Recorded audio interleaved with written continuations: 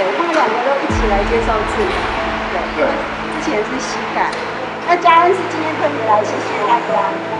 我要你挂着，你挂着，我帮你拿着。对，哎，这是你的，对，我们可以这样一起。对，重点是你，不是我。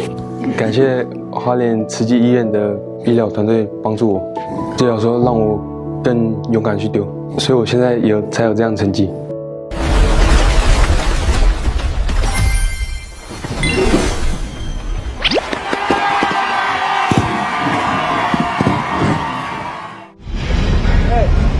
淹水过后，我们回去收拾了一些器材，那唯独就只剩下一支标枪，但是也导致我们的体育课程的一些教具也是跟着水灾一起冲走。比如说他们的下课10分钟就是就地取材，那有标枪，那么就是5、6个人就轮流在那边丢。这一连串累积下来的一些运动伤害、热身不足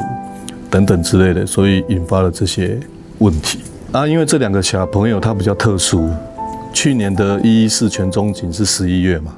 那这2个也是全中锦的冠军，一个是标枪，那另外一个是5项。那因为我们有县府的夺金计划，那有遇到这样的问题跟困难，那我们当教练的当然是会很急迫，想要赶快来去做这样的解决跟方式。但这个标枪其实是要靠肚子、靠核心，不能靠手臂，因为标枪很重，你标枪比棒球来重，对不对？你全部。你丢得很好，你如果全部靠手臂，你手臂肯定废掉。这里就是在讲说你手臂会废掉，这个是内侧侧韧带。在训练的时候，就是突然觉得手肘有点失业的感觉，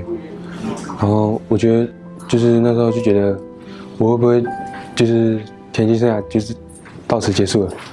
经由理学检查，然后影像的检查，确定他的这个损伤并没有到太严重，就是超音波扫起来就是局部的伤，所以我们就是采用PRP 的注射。那这种 PRP 的注射，当然还是有一些技巧了。我们大概比较希望说它的愈合可以快一点，它的治疗的强度可以多一点，就变成需要。打在骨头表面，韧带就是附着在骨头表面，他们的伤很多时候都从骨头表面这边开始被扯下来，所以我们是希望说，真的受伤的他可以有一些愈合。那好的部分不要再受伤，也就是说，不好的部分我们也不要放弃它，就是希望借由这种增生的这种疗法，让它可以还是有一些强度在。选手的他们时间呢，我们会需要根据他赛程，一般来讲我们大概会抓2个月，前面1个月呢好好的把它治疗好，然后最后留给教练1个月，可以让他强化，然后模拟比赛，让他可以去进行比赛。所以他的针的注射呢，或许我们就变成缩短时间，在2个礼拜就打1次。然后会太烫，跟我说我热热的你们，我们的做原理，它就是用高压的电流，然后慢慢生成热能，然后可以打到那个肌肉层进去，对，它比较深一点。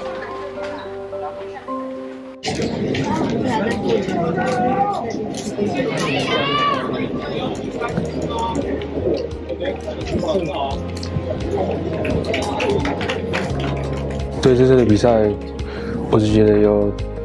前3得名就好，可是没有想到我会丢出这么好的成绩。谢谢你帮我治疗。其实那个治疗是很痛的，你要知道，因为所有的这个韧带的损伤，这个韧带的损伤，我们在治疗都是不是打在韧带上，也要打在骨头上。感谢花莲慈济医院的协助，然后让我有现在的成绩。那经过这一次的一些相关的一些治疗，然后我们也看到小孩子成绩有很明显的，也算是回到他原来的程度啦。那真的是很谢谢慈济医学中心。从过去到现在，一直看到很多很有才能的选手，那在受伤之后就止步了，对，所以我们希望说可以把这个延续下去。那我们也受到很多企业的关爱，意思是他们认同我们的理念，那我们借由企业他们一些捐赠的东西，然后经过我们的手，就是再传递给选手们。那同样的，以后你也可以把这个爱继续传下去，就是你今天你的学弟妹他们在运动场受伤了，你是过来了，你知道的怎么去克服，怎么去保护，然后从中练习，然后再把这个关心再一路传下去，我们台湾体育界才会越来越好。嗯。